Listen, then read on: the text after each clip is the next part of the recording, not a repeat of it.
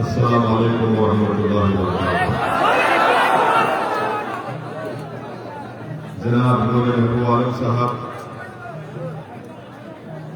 मोअज़्ज़िज़ हाज़रीन इकराम, मेरे तमाम मजलिसी रुफ़क़ा, हाज़रीन इकराम, बुज़ुर्गान मिल्लत, मेरी इज़्ज़तदार माँ और बहनों, मैं आप तमाम का शुक्रिया अदा करता हूँ कि आपने इतनी गर्मी में इस दोपहर के वक्त में आज के जलसे में शिरकत की। आपका बेहद शुक्रिया।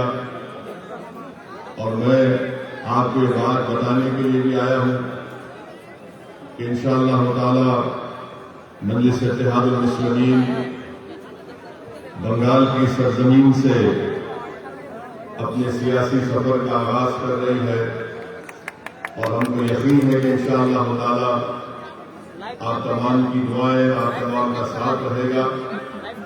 और मैं आपको इस बात का वादा भी कर रहा हूं और तयकीन भी दे रहा हूं कि हम सिर्फ इस एक इलेक्शन के लिए बंगाल को नहीं आए हैं, बल्कि इंशाअल्लाह ताला मैं जब तक जिंदा रहूंगा बंगाल में हर इलेक्शन लड़ेंगे, चाहे असेंबली का हो। और मेरे इस दुनिया से चले जाने के बाद भी मुझसे ज्यादा खादिम और बेरोज लोग आकर भी बंगाल में मजलिस इत्तेहादुल मुस्लिमीन के काम को जारी और सारी रखेंगे। तीसरी अहम बात मैं आपको बताना चाहूंगा कि इस आने वाले असेंबली इलेक्शन में इंशाअल्लाह ताला जलंगी और सागरदेवी से मजलिस इत्तेहादुल मुस्लिमीन का उम्मीदवार इस इलेक्शन में लड़ेगा इंशाअल्लाह ताला।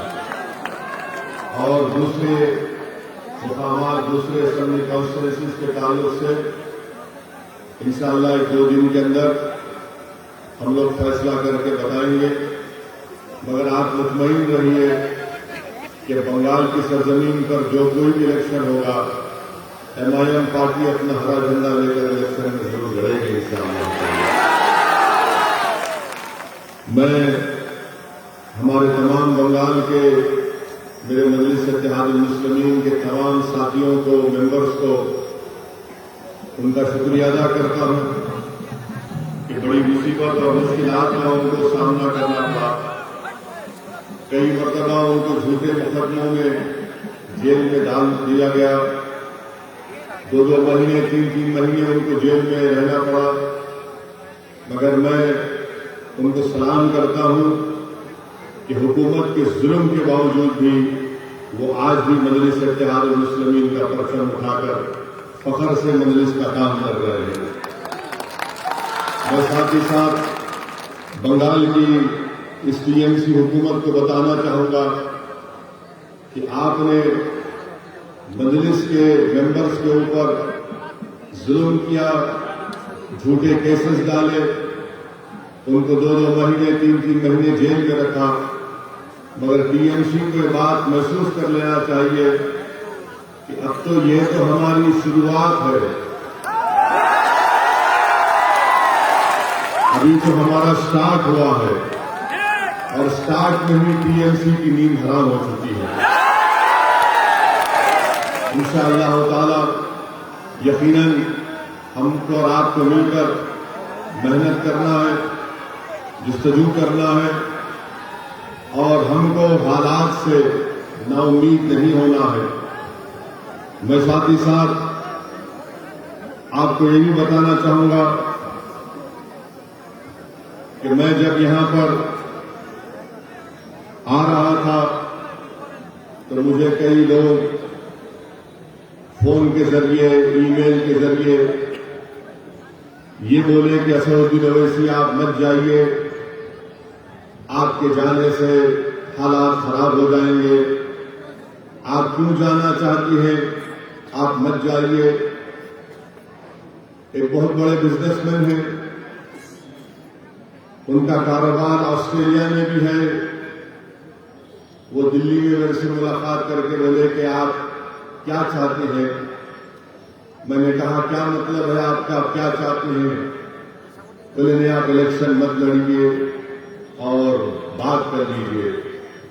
मैंने कहा कि देखिए भाई, अल्लाह का दिया मेरे पास बहुत है, मुझे किसी चीज की जरूरत नहीं है, मगर आप जो नियत लेकर यहां पर आए हैं, आप वो अल्फाज अपनी जबान से अदा मत करिए। बहुत से लोगों ने बहुत कुछ बातें कही और मेरे आने से पहले ही मुख्यमंत्री ममता बनर्जी ने कह दिया कि ओवैसी एक्सट्रीमिस्ट है। कल मुझे हमारे महबूब आलम वीडियो दिखा रहे थे कि मुख्यमंत्री ममता बनर्जी ने कहा कि असदुद्दीन ओवैसी गद्दार है, गद्दार का साथ मत दो, ये वोट काटने आए हैं, इनको पैसे मिले हैं। मैं बंगाल के मुख्यमंत्री से ये कहना चाहूंगा कि आप जो कुछ कहना चाहते कह लो, मुझे इसका कोई फर्क पड़ने वाला नहीं। हम मुख्यमंत्री साहिबा को बताना चाहेंगे कि ममता बनर्जी मेरी इज्जत और जिल्लत का देने वाला अल्लाह है, आप नहीं दे सकते हो। आप जो कुछ बोलना चाहते बोलो, आप, मैं सुनने तैयार हूं। मगर एक बात आपको याद रखना पड़ेगा कि शायद आपको अपनी जिंदगी में असदुद्दीन ओवैसी जैसे अपोजिशन लीडर का मुकाबला नहीं हुआ होगा। हम लड़ेंगे, ये हमारा जमहूरी हक है, डेमोक्रेटिक राइट है, और हम आगे बढ़ेंगे इंशाअल्लाह ताला।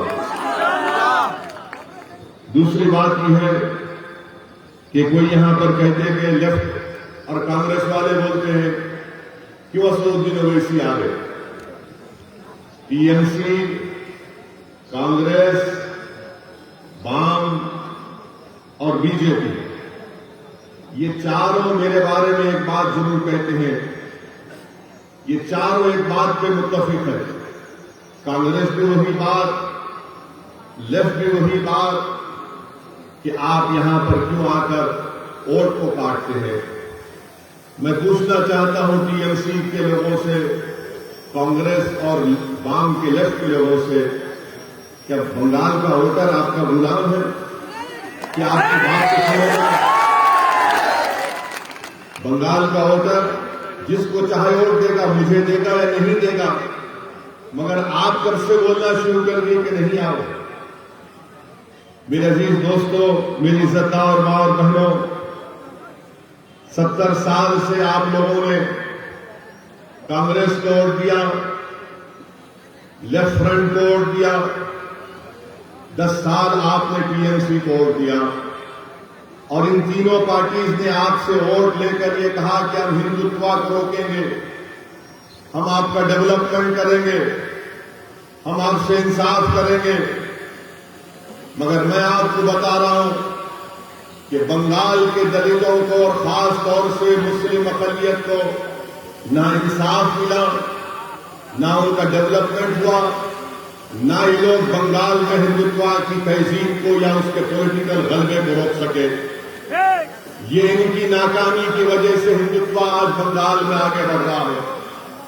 70 साल से धोखा दिया और आपका वोट हासिल किया। मेरे अजीज दोस्तों और बुजुर्गों, ममता बनर्जी क्या कहती है कि मैं मुसलमानों की प्रोटेक्टर हूं। ममता बनर्जी हर जगह कहती है, अभी इस इलेक्शन में नहीं बोल रही है, मगर हम ममता बनर्जी को बताना चाह रहे हैं, आप जरूर बंगाल के मुख्यमंत्री हैं, मगर हमारा प्रोटेक्टर तो सिर्फ अल्लाह ही रहेगा, आपके प्रोटेक्शन की जरूरत नहीं है। आपका काम यह है कि बहैसियत के मुख्यमंत्री आपने भारत के संविधान के ऊपर ओथ लिया है, और ओथ जब आप लेती है, चाहे आप हो या नरेंद्र मोदी हो, इनका काम यह है कि भारत की और बंगाल की जनता से इंसाफ करें, जो ना आप किया है और ना मोदी ने किया है। दोनों ने इंसाफ नहीं किया है, दोनों ने इंसाफ नहीं किया है। और चौथी बात ये कि ममता बनर्जी ने मेरे आने से पहले माशाअल्लाह मैं शुक्रिया अदा करता हूं मैडम चीफ मिनिस्टर का कि दूल्हे के आने से पहले उन्होंने दूल्हे के बारे में बात करना शुरू कर दिया। हर जगह टीवी चैनल पर जलसे में बहुत अच्छा है, आप बोलिए जरूर, क्योंकि मुझे मालूम है कि आपके दिमाग में असदुद्दीन ओवैसी आपको दर्द पहुंचा रहा है, इसलिए ममता बनर्जी बोल रही है। हम ममता बनर्जी से टीएमसी से पूछना चाहते हैं, 10 साल से आपको सत्ता मिली बंगाल में, आपने अभी अपने पार्टी का इलेक्शन मैनिफेस्टो रिलीज किया। इलेक्शन मैनिफेस्टो में एक वर्ड नहीं है मुस्लिम, एक वर्ड नहीं है, और आप उसमें लिखते भी नहीं है कि आपने 10 साल में मुस्लिम माइनॉरिटीज के लिए क्या किया। आपने मुस्लिम माइनॉरिटीज के लिए कौन सा काम किया बताइए ना, वो भी नहीं बता दिया। और फिर आप ये भी बोलते हैं कि मैं, ममता बनर्जी ये भी कहती है कि मैं माइनॉरिटी की मिनिस्टर भी हूं, वो पोस्ट मेरे पास है। तो बताइए ना आपने क्या किया, कुछ तो किया होगा ना आपने, तो बताइए आपने क्या किया। मेरे अजीज दोस्तों और बुजुर्गों, मेरी इज्जतदार मां और बहनों, 10 साल आपने टीएमसी को वोट दिया, उससे पहले 30-31 साल लेफ्ट को, उससे पहले कांग्रेस को आपने वोट दिया। मैं आज आपके सामने सिर्फ कम से कम वक्त में चंद बातें बताकर यहां से रुखसत हो जाऊंगा, क्योंकि अब तो जलसा पहला हुआ है, इंशाल्लाह बहुत होंगे।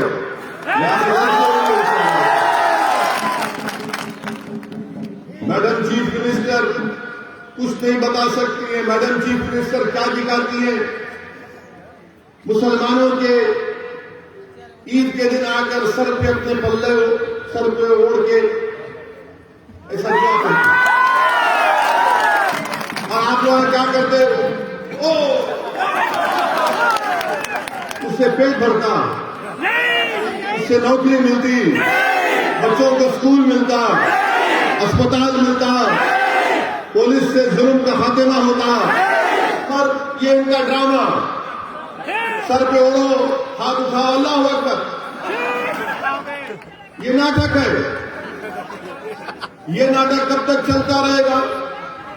अच्छा, अब आप खुद, मैं आपको बता रहा हूं, मैं ममता बनर्जी से, चीफ मिनिस्टर बंगाल से, ये लेफ्ट फ्रंट के लोगों से, और कांग्रेस, ये लेफ्ट फ्रंट कांग्रेस तो आखिरी इलेक्शन इसके बाद खत्म ही हो जाने वाले हैं, नहीं रहने वाले हैं।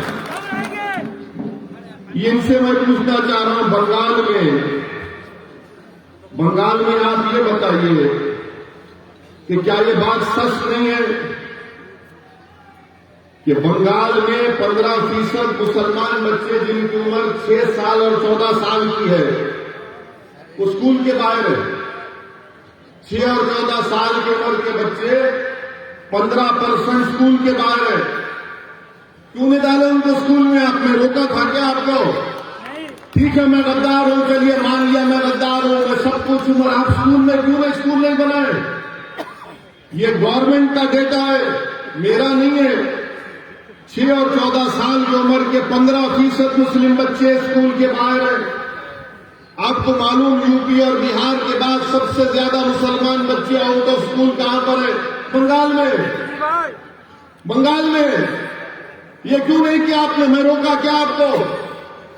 आप स्कूल खोल देते। 30 साल लेफ्ट की हुकूमत, उससे पहले कांग्रेस की हुकूमत, 10 साल से टीएमसी की सरकार, किसने रोका था आपको स्कूल खोलने से? क्या ये बात सच नहीं है कि जितने सेकेंडरी और हायर स्कूल हैं वो मुर्शिदाबाद में, मालदा में, दिनाजपुर में नहीं है? क्यों नहीं है? क्योंकि यहां पर बड़ी तादाद में मुस्लिम माइनॉरिटी रहती है। कहां पर ये स्कूल ज्यादा है? दार्जिलिंग में है, बंकुरा में है।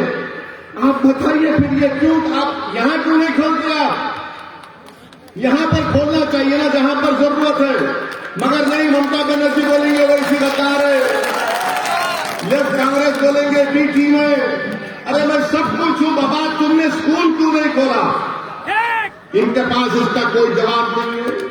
अच्छा, आपको मालूम कि मुर्शिदाबाद जिले में 50% स्कूल के बच्चों को मिड डे मील स्कीम नहीं मिलता।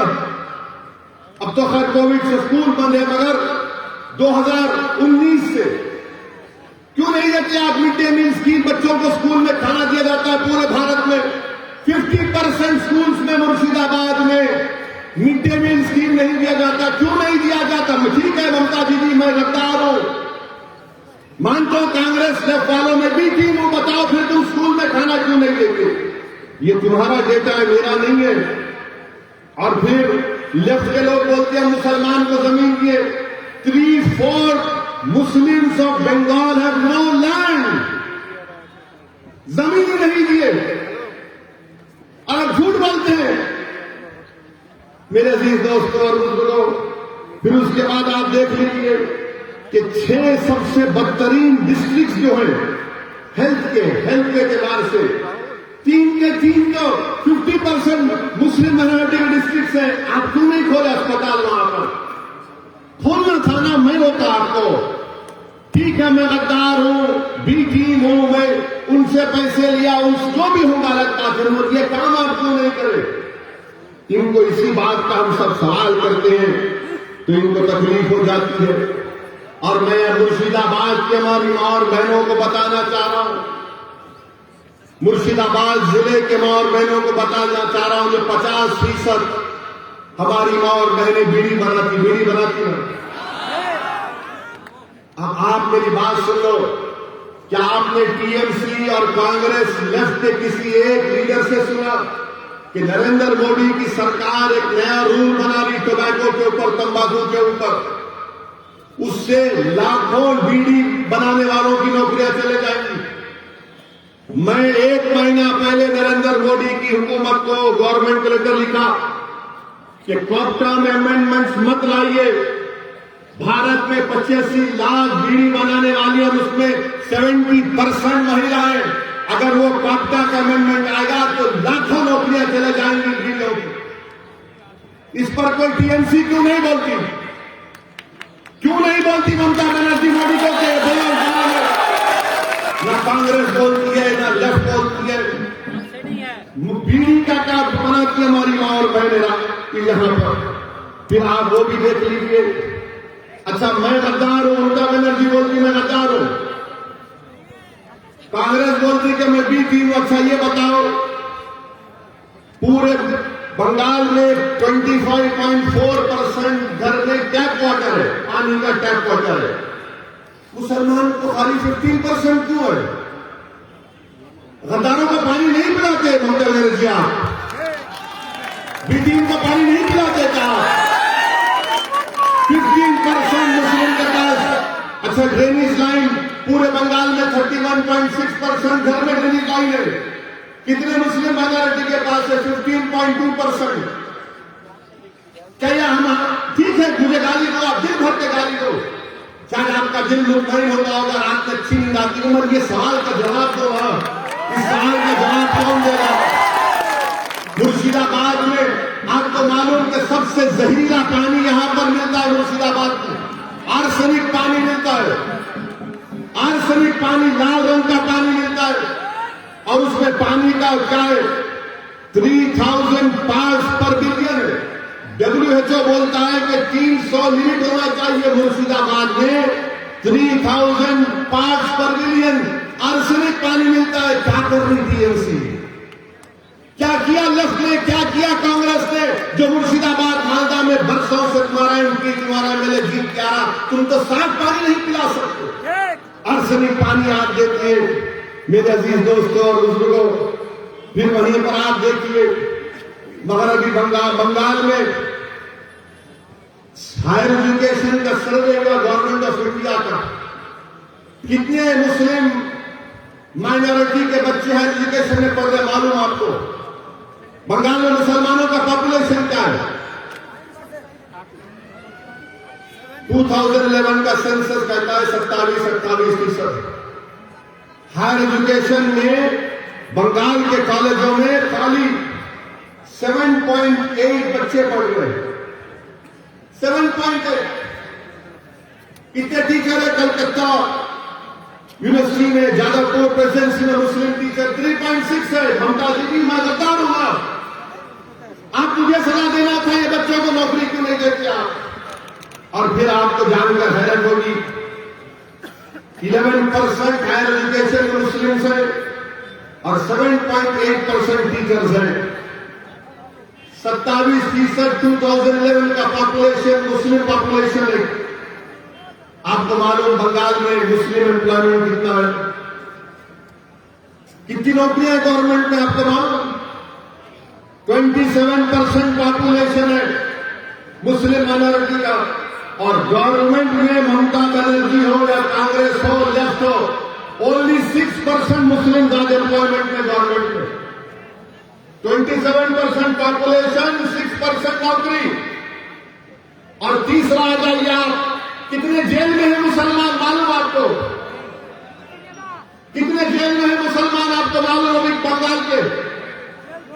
कितने जेल में मालूम तुमको?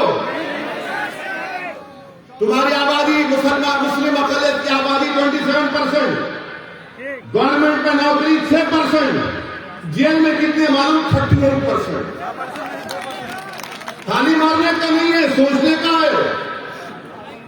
ताली मत मारो, सोचो मेरी बात को। ममता बनर्जी बोलती मैं गद्दार हूं, कांग्रेस लेफ्ट बोलती मैं डी टीम हूं। ठीक है, मैं मान लेता हूं तुम सच हो, मगर ये क्या है फिर? ये बर्बादी की दास्तान किसने की? ये बर्बाद किसने किया मुझे? तुम तो मेरा वोट लेकर चले गए, तुम तो मेरा वोट ले लिए ना, मगर तुमने क्या किया? मेरे बच्चों को स्कूल किया नहीं किया, कॉलेज में एडमिशन दिया नहीं किया, तुमने गवर्नमेंट में नौकरी दी नहीं दी, तुमने मेरे घर में पानी की लाइन दी नहीं दी, तुमने मुझे पीने का साफ पानी दिया नहीं दिया, तुमने मुझे क्या दिया? तुमने मुझे जेल में डालकर मेरे नौजवानों की जिंदगी को बर्बाद कर। ये पॉइंट है मेरे भाई। इसीलिए असदुद्दीन ओवैसी बंगाल को नहीं आना। मैं आपको सच्चाई से हर चीज बता रहा हूं, आप खुद देख लीजिए। अच्छा, आपको मालूम ये पुलिस के लोग हैं, कितने मुस्लिम सब इंस्पेक्टर है बंगाल में मालूम? कितना तुम्हारा पॉपुलेशन है? 28% पॉपुलेशन है ना। ममता बनर्जी बोलती है वैसी गद्दार, कांग्रेस लेफ्ट बोलती है वैसी बी टीम। पूरे बंगाल में खाली 7% मुस्लिम सब इंस्पेक्टर्स है। 7%, 7%, जिसको सार्जेंट बोलते, इंस्पेक्टर बोलते, कितने मालूम आपको? 2%। 2% है खाली। मेरे भाई ये क्या हो रहा है? अच्छा, सोने पे सुहागा ये कि बंगाल की असेंबली में 294 असेंबली सीट्स में 59 कितने सागर 59 है मुस्लिम में, 59 मुस्लिम है, जिसमें से ममता बनर्जी के 32 है। आप बोलेंगे ओवैसी तो 59 है। मेरे भाई 59 की अहमियत नहीं है। अगर मजलिस के 4 जीत के गए तो ममता बनर्जी को ये 59 से कुछ नहीं हुआ। क्या किया वो लोग? तो खाली गूंगे बन के बैठे रहे बंगाल के सामने, कुछ बोल नहीं सके, पूछे नहीं कि क्यों इस नाइंसाफी हो रही है। और फिर टीएमसी हमसे बोलती कि हम बता रहे। मैं ममता बनर्जी आपको याद दिला रहा हूं, यहां के जलसे से मैं ममता बनर्जी को याद दिला रहा हूं कि ममता बनर्जी 30 अप्रैल 2002, ये मैं जो कुछ कह रहा हूं ना, मैं चैलेंज कर रहा हूं। अगर इसमें से एक वर्ड भी गलत है तो मेरे को चैलेंज कर रहा हूं, बैठ के डिबेट करेंगे टीम में। 30 अप्रैल 2002 को लोकसभा में डिबेट हुआ गुजरात के फसादात के लिए, जब मेरे वालिद सालार मिल्लत अलैहिर्रहमान एमपी थे सुल्तान सलाहुद्दीन ओवैसी, लोकसभा में सबने उस मोशन के खिलाफ वोट किया। ममता बनर्जी आपने तो मोदी का साथ दिया था 30 अप्रैल 2002। और मैं गद्दार हूं, मैं गद्दार हूं। अगर टीएमसी के लोग यहां पर है तो जाके तुम्हारी दीदी को सुनाओ।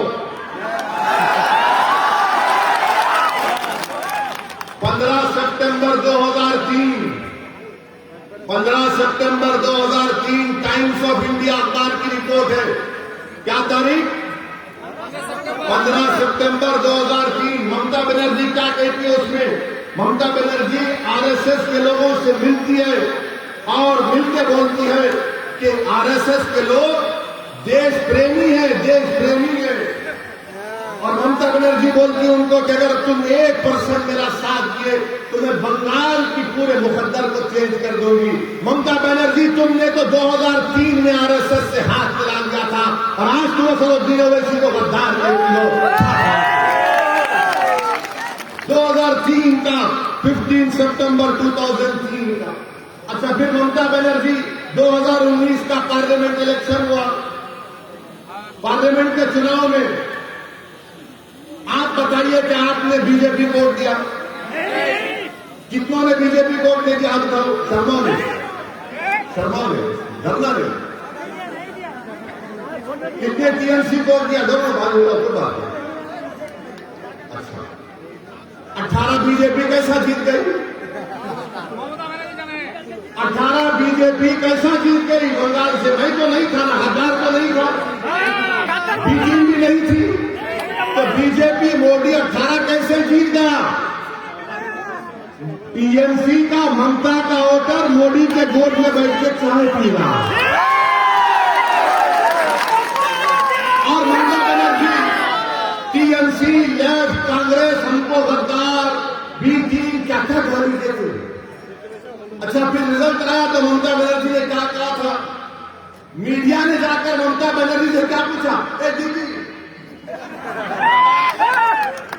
बीजेपी इतना जीत गई, क्या मुस्लिम की वजह से हुआ? मीडिया को भी शौक खाली मुसलमान से है। तो ममता बनर्जी ने क्या कहा कि हाँ, गाय दूध देती है तो कभी गाय लात भी मारती है। कहा था? मेरे को जवाब दो, तुम इंसान हो, तुम गाय हो? अगर कोई बंगाल का मुसलमान है वो इंसान है या गाय है? तुम इंसान हो या गाय हो? जोर से बोलो, तुम इंसान हो या गाय हो? तुम 2 टांग के हो या 4 टांग के हो? तो किसने अख्तियार दिया मुख्यमंत्री को कहने के लिए तुम 4 टांग की गाय है? किसने दिया बताओ? अच्छा, फिर मुख्यमंत्री ने क्या कहा? गाय दूध देती है, हम ले लेते हैं, राहत मंत्री को कबूल कर लेते हैं। ममता बनर्जी, हम गाय नहीं है, इंसान है और इंसान को नौकरी की जरूरत है, इंसान को पानी की जरूरत है, इंसान को घर की जरूरत है, इंसान को नौकरी की जरूरत है, इंसान को स्कूल की जरूरत है, इंसान को कागज की जरूरत है। मगर दीदी, आपने क्या किया? आपने तो दूध भी पी लिया, मलाई भी खा ली, मिष्टी गोई भी खा ली, अब हमारे पास कुछ नहीं बचा है। मैं आपको गाय के रूप में नहीं देखता, मैं आपको इंसान के रूप में देखता हूँ। मजलिस इत्तेहाद मुस्लिमीन जिनको भारत का बावकार इंसान के तौर पर देखती है। मैं तुम्हारे से दूध लेने नहीं आया हूं, मैं तुम्हारा हक दिलाने के लिए आया हूं यहाँ पर। मैं तुम्हारे को भारत के संविधान में जो आपका जायज मुकाम है उसको दिलाने के लिए आया हूं। मैं इंसान को इंसान के रूप में उसकी इज्जत बहाल करने के लिए आया हूं। आपको इंसान के तौर पर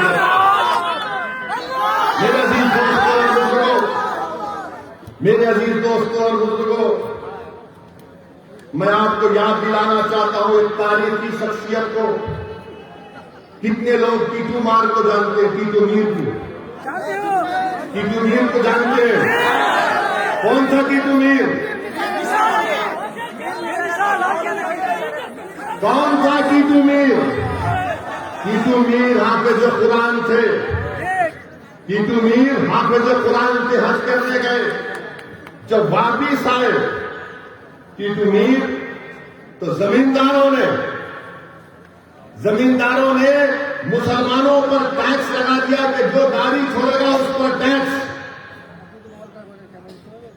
तो एक इलाका है नरकल बिराई बोलते हैं, नारकल बिराई में टीटू मीर थे। तो टीटू मीर ने कहा कि हम जमींदारों को दाढ़ी छोड़ने पर टैक्स नहीं देंगे। तो टीटू मीर ने एक किला बनाया जिसको बंसर कला बोलते हैं। मंसूर अल्लाह बोलते हैं। टीटू मीर ने बनाया और टीटू मीर ने उन जमींदारों और अंग्रेजों के खिलाफ जिहाद किया था ना। आज असदुद्दीन ओवैसी आपको बोलने आया कि आपको ना जिहाद करने की जरूरत है, ना हथियार उठाने की जरूरत है, आपको सिर्फ भारत के संविधान को समझकर अपने हक के लिए लड़ने की जरूरत है। उस जमाने में जमींदार थे, अंग्रेज थे, वो तो जमींदार अंग्रेज चले गए, अपने जमींदार आगे, एक जमींदार टीएमसी, एक जमींदार मोदी, एक जमींदार कांग्रेस, एक जमींदार लेफ्ट। ये जमींदार बन चुके हैं और हम पर टैक्स लगा रहे हैं। मेरे अजीज दोस्तों और बुजुर्गों, बताइए आप, अगर आप नहीं लड़ेंगे अपने हक के लिए तो क्या कोई आसमान से आएगा या जमीन से निकलेगा? नहीं, आपको अपने हक के लिए लड़ना है। मैं बुजुर्गों से अपील कर रहा हूं, आपको अपने बच्चों के रोशन मुस्तकबिल के लिए लड़ना है, आपको उनके लिए उनका हक संवारना है।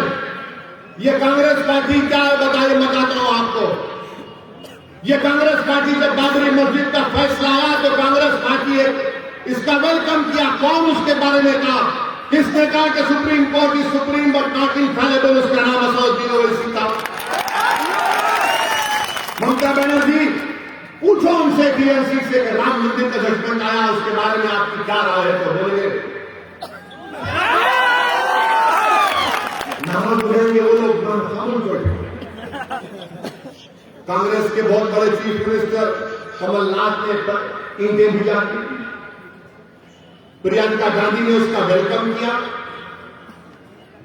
ये कांग्रेस पार्टी है जो आपके वोटों से मुर्शिदाबाद मालदा में बरसों से हुकूमत करती आ रही है और कुछ नहीं किया। यहां ट्रिपल तलाक का बिल पार्लियामेंट में है तो कौन उसके खिलाफ बोला? आपने देखा होगा, किसने बोला ट्रिपल तलाक के खिलाफ? जब ट्रिपल तलाक का बिल पार्लियामेंट में मैंने वोटिंग का मुतालबा किया तो पूछो टीएमसी से, टीएमसी ने वॉकआउट कर दिया। वोट क्यों नहीं डाला? वोट क्यों नहीं डाला? वॉकआउट किया। वोट डालना था, बताना था मोदी को कि तुम्हारे खिलाफ वोट दे रहे हैं। हम खाली 2 एमपी है लोकसभा में, मगर मोदी के 300 एमपी के सामने उसके खिलाफ बोल के वोट ममता बनर्जी का एक चेहरा, लोकसभा में एक चेहरा, बंगाल में एक चेहरा, लोकसभा में उनके एमपी बड़ी बड़ी अच्छी अंग्रेजी में बड़ी बड़ी तकरीर कर लेते हैं, मगर सिविल अमेंडमेंट बिल आया तो 8 एमपी नहीं थे, 8 एमपी नहीं थे। किसने सारी दुनिया के सामने बता दिया कि CAA का कानून भारत के संविधान के खिलाफ है और मैंने सारी दुनिया के सामने मोदी के और उसके 300 एमपी के सामने उस कानून को पास कर कांग्रेस ने किया? क्या टीएमसी ने किया? लेफ्ट तो कहीं है ही नहीं क्या? ये कांग्रेस और लेफ्ट तो मेडिकल शॉप में जब जाते हैं दवा लेने के लिए तो दवा के नीचे ऊपर लिखा होता कि कब बनी, date of manufacture, date of expiry. ये कांग्रेस लेफ्ट का डेट ऑफ एक्सपायरी हो चुका। इनसे कुछ नहीं होगा, इनसे कुछ नहीं होगा अब कांग्रेस और लेफ्ट फ्रंट से। ये लेफ्ट के लोग बर्बाद कर दिए पूरे बंगाल के मुस्लिम अक़लियतों को। अगर आज बंगाल में मुसलमान परेशान हैं तो लेफ्ट की वजह से उन्होंने बर्बाद कर दिया। कुछ नहीं किया, कुछ नहीं किया। जब कार्ल मार्क्स, लेनिन क्या क्या बातें की, इनकलाब आएगा, इनकलाब, अरे कहे का इनकलाब? मेरा घर बर्बाद हो गया, मेरे बच्चे को नौकरी नहीं मिली, मेरे घर में तनाव नहीं है और तुम इनकलाब की बातें करते हो। कितना धोखा दिया तुमने 30 साल में। मेरे भाई याद रखो, मेरी जिंदगी कब तक है अल्लाह जानता है, मगर मैं आपसे कह रहा हूं, जब तक आप सियासी तौर पर मुत्तहिद नहीं होंगे, जब तक आप सिर्फ वोट डालने वाले के साथ साथ वोट लेने वाले नहीं बनेंगे, आपके मसाइल नहीं हल होंगे, आपके प्रॉब्लम्स नहीं सॉल्व होंगे, आपके प्रॉब्लम्स नहीं सॉल्व होने वाले। मेरी बात को याद रखो। आप हो सकता है कि किसी को मेरी बात गलत दिख रही होगी, मगर आपके प्रॉब्लम नहीं सॉल्व होंगे, आपके मुश्किलात का खात्मा नहीं होगा, आपके बच्चे जेलों में सड़ते रहेंगे, उनकी जवानी बर्बाद हो जाएगी, हमको गवर्नमेंट में नौकरियां नहीं मिलेंगी। ये तो कॉन्स्टिट्यूशनल राइट है ना, हमारे संविधान में right to equality fundamental right है। हमारे कॉन्स्टिट्यूशन में liberty, equality, fraternity, justice Baba Saheb Ambedkar ने प्रियम्बल में लिखी। तो बताओ क्या कांग्रेस ने किया, क्या लेफ्ट ने किया, क्या ममता ने किया, क्या मोदी कर रहे? कोई नहीं कर रहा। मेरे अजीज दोस्तों और बुजुर्गों, इसीलिए मैं आपसे अपील कर रहा हूं कि आपने सबको वोट दिया है, एक मरतबा मजलिस इत्तेहादुल मुस्लिमीन का साथ देकर देखो, एक मरतबा साथ देकर देखो। मैं आपसे वादा कर रहा हूं कि इंशाअल्लाह ताला जो काम 70 साल में नहीं हुए, वो काम हम इंशाअल्लाह ताला 5 साल में करवा के आपको दिखाएंगे। मेरी ये कोशिश है, मेरे मजलिस के साथियों की कोशिश है, आपकी दुआओं का मैं मोहताज हूं, आपके दुआओं का मोहताज हूं। सिर्फ मैं, आप सिर्फ दुआ करो हमारे लिए। हम अपनी कोशिश और जस्तजू और कुर्बानियों को जारी रखेंगे।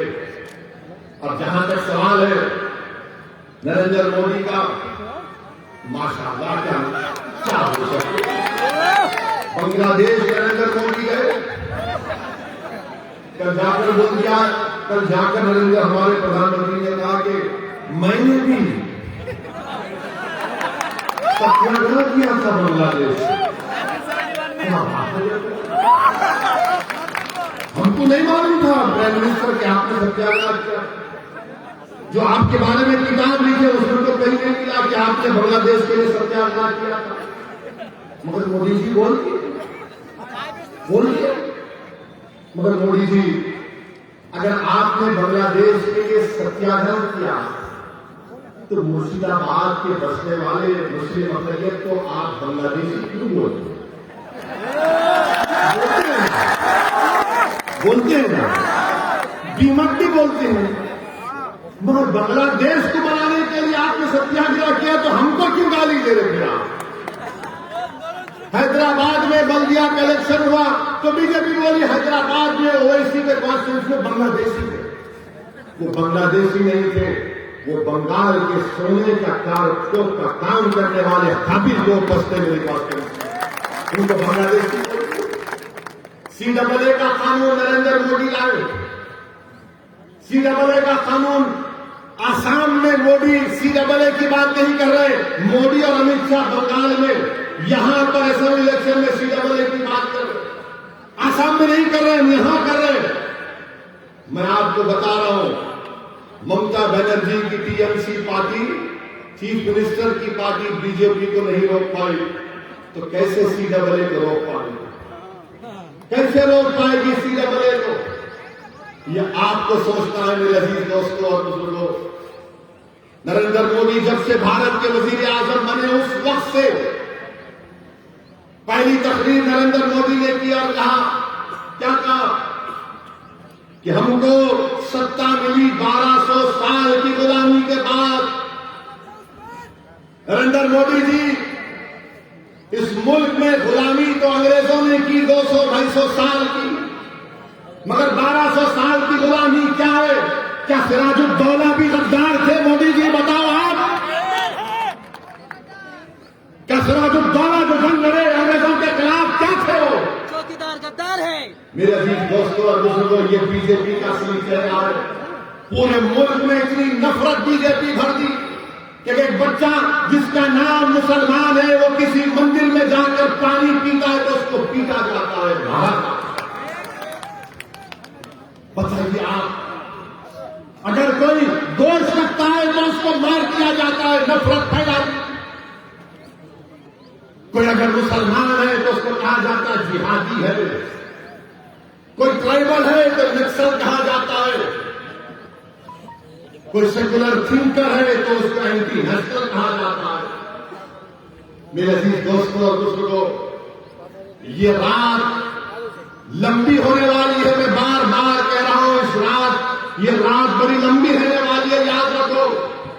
अगर तुम इन तमाम सियासी पार्टियों पर भरोसा करोगे तो याद रखो नुकसान उठाओगे, नुकसान उठाओगे। मैं डराने के लिए नहीं कह रहा हूं।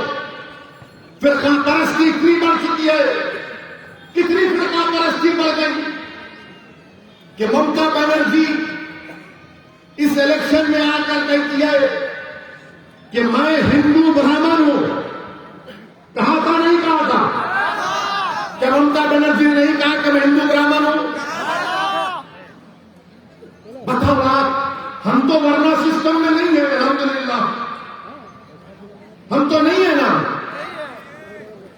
वो चीफ मिनिस्टर कह रही है मैं हिंदू ब्राह्मण हूं, तो फिर मैं कहां जाऊंगा? मैं कहां जाऊंगा? बताओ, तुम सोचो, फैसला करो, तुम और हम कहां जाएंगे? जब बंगाल की मुख्यमंत्री कह रही है कि मैं हिंदू ब्राह्मण हूं, तो बताओ हम कहां जाएंगे फिर? क्या ये डाइवर्सिटी है, ये प्लूरलिज्म है, ये सेक्युलरिज्म है, ये लिबर्टी है, ये इक्वालिटी है, जस्टिस है? कि एक मुख्यमंत्री कह रहे हैं कि मैं हिंदू ब्राह्मण हूं, तो फिर आप और हम कहां जाएंगे? बताओ। नरेंद्र मोदी कहते हैं कि मैं हिंदू नेशनलिस्ट हूं, तो बताओ फिर हम कहां जाएंगे? बोलो कहां जाएंगे हम? रहेंगे यही इंशाअल्लाह ताला, इज्जत के साथ रहेंगे, अपनी सियासी क़यादत को बनाएंगे, अपने वोट से अपने नुमाइंदों को कामयाब करेंगे, बंगाल में इनकलाब बर्पा करेंगे, बंगाल में तारीख लिखेंगे इंशाअल्लाह। और बंगाल की मुख्यमंत्री ने ये कह दिया, चंदी पाठ पढ़ा उन्होंने, पढ़ा ना, चंदी पाठ पढ़ा। तो दिल्ली का चीफ मिनिस्टर बोला कि मैं हनुमान भक्त हूं। राहुल गांधी, प्रियंका गांधी भी अपने आप को भक्त दिखाने के लिए मंदिर मंदिर जाते हैं, उसमें कोई इतराज नहीं। मगर सवाल ये पैदा होता है, क्या ये सेक्युलरिज्म है? हर कोई अपने आप को सबसे बड़ा हिंदू कौन है दिखा रहा है, क्योंकि मोदी से मुकाबला करना है ना। अरे मोदी से मुकाबला करना है तो अंबेडकर के संविधान से करो, मोदी हार जाएगा। मोदी से मुकाबला करना है तो आइडियोलॉजी पर करो, वो आइडियोलॉजी जो हमारे मुजाहिदीन आजादी ने इस्तेमाल किया था। मेरे अजीज दोस्तों और बुजुर्गों, मैं चंदी पाठ पढ़ने के हरगिज़ खिलाफ था, ना हूं, ना कभी रहूंगा। अगर कोई हनुमान चालीसा पढ़ता है तो मुझे कोई इतराज नहीं है, उनका फेथ है। मगर एक आप चीफ मिनिस्टर रहकर इस तरह की बात करते हैं, तो दीदी आज के जलसे से आपको एक मैसेज दे रहा हूं। मैं इन तमाम लोगों से आपसे अपील कर रहा हूं कि जब ममता बनर्जी चंडी पाठ कर सकती है, तो हम इंशाअल्लाह ताला इस जलसे को खत्म करेंगे, सूरह फातिहा पढ़ेंगे। पूरे पढ़ेंगे, पूरे पढ़ेंगे, पढ़ेंगे ना? बिस्मिल्लाहिर्रहमानिर्रहीम, अल्हम्दुलिल्लाहि रब्बिल आलमीन, अर्रहमानिर्रहीम, मालिकी यौमिद्दीन, इय्याका नअबुदु व इय्याका नस्तईन, इहदिनस सिरातल मुस्तकीम, सिरातल लज़ीना अनअमता अलैहिम गैरिल मग़दूबि अलैहिम वलद्दाल्लीन। आप चंडी पाठ पढ़ो, मैं सूरह फातिहा पढ़ता हूं। ये भारत का सेक्युलरिज्म है, ये भारत का सेक्युलरिज्म है। ये नहीं हो सकता कि मैं हिंदू ब्राह्मण हूं और मैं बोलते जाऊंगी। नहीं दीदी, मोदी और आप दोनों सगे भाई भाई। ये ममता बनर्जी को दीदी बोलते हैं, उनको दादा बोलते हैं। मेरे भाई, आप एमआईएम पार्टी का साथ दीजिए।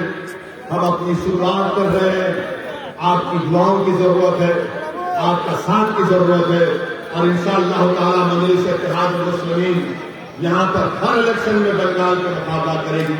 अस्सलाम वालेकुम व रहमतुल्लाहि व बरकातहू।